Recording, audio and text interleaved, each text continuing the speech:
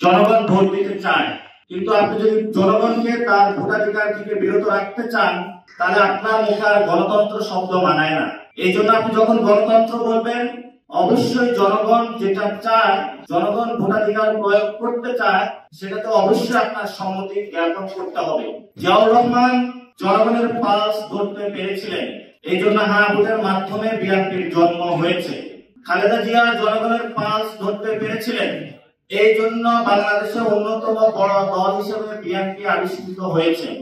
কিন্তু এখন যারা রয়েছে ওনারা যদি এই জনগণের পালসটা ধরতে না পারেন, নিজের পায়ে নিজে কুড়াল মারেন, তাহলে আমাদের করার কি আছে? এই জন্য নিজেদের ইগো না দেখিয়ে বাংলাদেশের মানুষের বিরুদ্ধে না দাঁড়িয়ে আমরা তাদেরকে আহ্বান জানাবো, আপনারা সংস্কারের পক্ষে আসুন। সংস্কার প্রক্রিয়া কিভাবে বাস্তবায়ন করা যায় সেই ক্ষেত্রে আপনারা নিজেদের ভূমিকা পালন করুন। বর্তমান সরকার গত 1 বছরে একটি জনবিচ্ছিন্ন সরকার হিসেবে নিজেদের প্রতিষ্ঠা করেছে। কিভাবে তারা করলো? জনগণ যে দাবিটা নিয়ে 5 তারিখে মাঠে নেমেছিল, গত 15 বছর আন্দোলন সংগ্রাম করেছিল, সরকার সেই একটি দাবিও পূরণ করতে পারে নাই। আমি কয়েকটা উদাহরণ দিচ্ছি। জগন্নাথ ভার্সিটির ছেলেরা এসেছিল, তাদের থাকার জায়গা নেই।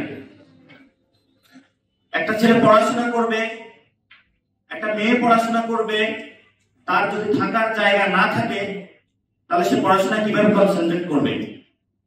তারা থাকার জায়গার জন্য যমুনার সামনে আসলো।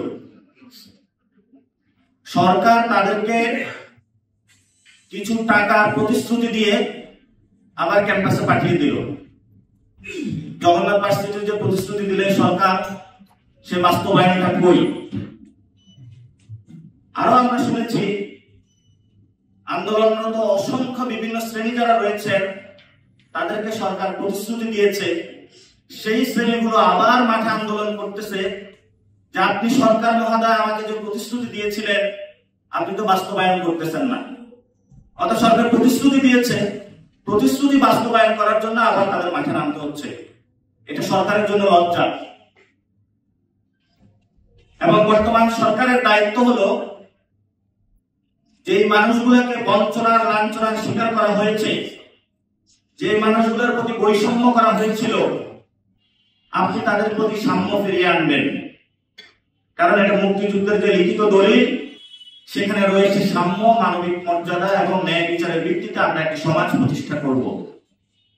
যে সমাজের ভিত্তিতে আমরা একটি রাষ্ট্র প্রতিষ্ঠা করব, যে রাষ্ট্র সকল নাগরিককে এই কার্যগুলো সকলকে সম অধিকার ভাবে নিশ্চিত করবে। তার গত 50 বছরের রাষ্ট্র আর এই সরকার বর্তমানে যে 1 বছর রয়েছে আমরা কোনো পার্থক্য পাইলাম না।